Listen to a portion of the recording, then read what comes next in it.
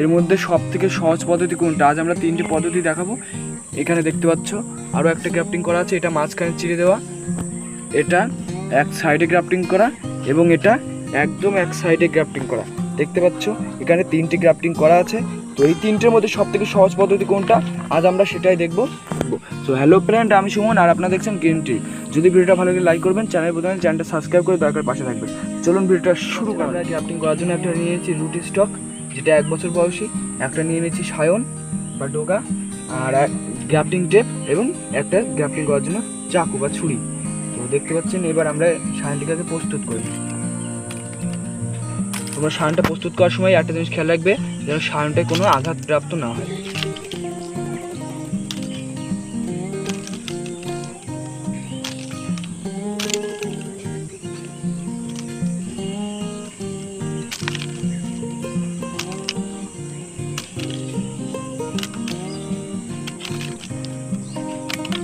তো সায়নটা কাটার সময় এগুলো বড় থাকলে কোনো অসুবিধা নেই, কিন্তু এখানের জন্য কোনো আঘাতপ্রাপ্ত না হয়।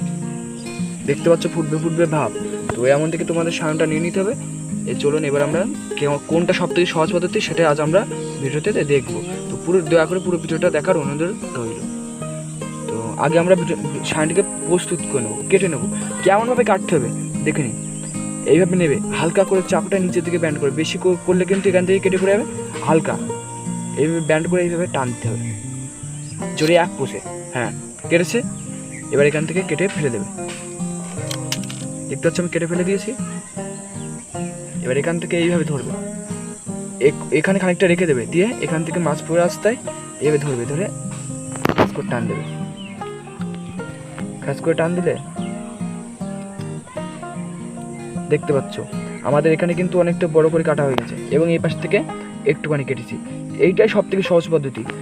অনেকে কি করে এই পাশ থেকে কেটে এই পাশ থেকে কাটতে গেলে সেটা বেঁকে যায়, টেরে যায়, তখন তোমাদের গ্রাফটিংটা সাকসেস হয় না।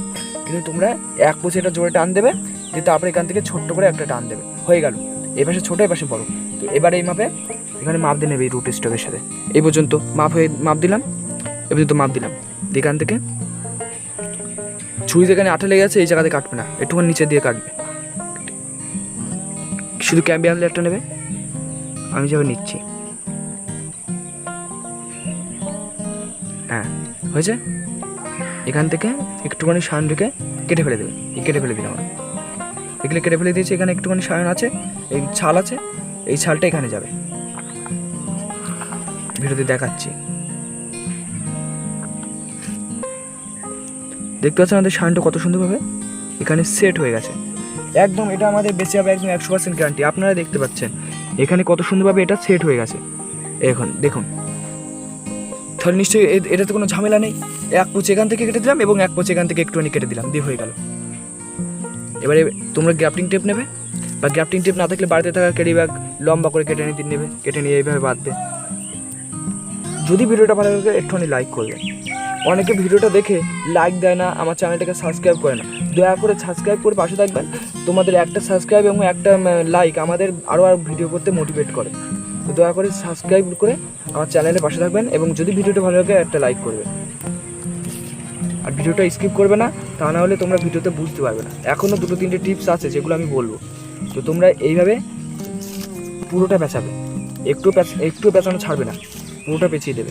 অনেকে কী করে, যে পলি ব্যাগ, বাড়িতে থাকা এই ক্যারি ব্যাগ এখান থেকে ওপর থেকে দিয়ে দেয়, কিন্তু ওটা করবে না। ওর মধ্যে অতিরিক্ত দম হয়ে এটা ঘেমে পচে যাওয়ার ভয় থাকে, কিন্তু এটা করবে না। এবার এই পর্যন্ত মুড়িয়ে এখানে গিট মারবে না, এখান থেকে রিটার্ন নিয়ে চলে আসবে, যাতে আমাদের এই গ্রাফটিংটা এখানে টাইট হতে পারে, যেন না নড়ে। এখানে এইভাবে টাইট করে দেবে। এই 3-4টে পেজ দেবে, এই আমাদের গ্রাফটিংটা সাকসেস হয়ে গেল কথা।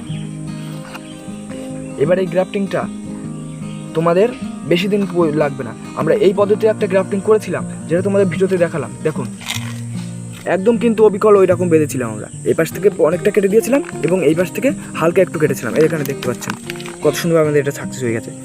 দেখতে পাচ্ছেন এখানে একটুখানি কেটে দিয়েছিলাম, আর এখান থেকে অনেকটা এক পাশে একটা নেই। কিন্তু তোমরা বেশি 2-3 পোজ দেবে না, একটানে যেমনভাবে কাটবে দরকার 2-3টে সায়ন নেবে, নিয়ে সে একসাথে বসবে, যেটা ভালোভাবে কাটা হবে সেটা কাটবে। দিয়ে এক কোচে কাটবে। এবার এখান থেকে পেছন দিক থেকে হালকা করে একটুখানি ছোট্ট করে কেটে দেবে। দিয়ে দেখুন, দেখতে পাচ্ছেন কত সুন্দর ছাকছে হয়ে গেছে। দিয়ে দেখুন কত সুন্দর কচ ছেড়ে দিয়েছে। এই পদ্ধতিটাও আমরা এটা বেঁধেছি। আর পরবর্তী ভিডিওটা হবে এই পদ্ধতিতে, এইটা আমরা কেমনভাবে বেঁধেছি এবং দেখতে পাচ্ছেন কত সুন্দরভাবে ছাঁচে হয়ে গেছে। এটা কেমন পদ্ধতিতে বেঁধেছি সেটা আজ আমরা পরের ভিডিওতে দেখবো। তারপরে ভিডিওতে দেখবো যে মাঝখানে কেমনভাবে গ্রাফটিং করতে হয়। এটা দেখতে পাচ্ছেন একদম পুরো মাঝখানে গ্রাফটিং করা। মাঝখানে গ্রাফটিং করেও আমরা কেমনভাবে সাকসেসফুল হয়েছি সেটা পরের ভিডিওতে, তারপরে ভিডিওতে দেখবো। এখনও দুটো পার্ট দেখার জন্য এখনই চ্যানেলটিকে সাবস্ক্রাইব করুন। ভিডিওটা ভালো লাইক করবেন, চ্যানেলটা সাবস্ক্রাইব করে দেওয়ার পাশে থাকবেন। ভিডিওটা দেখার জন্য ধন্যবাদ।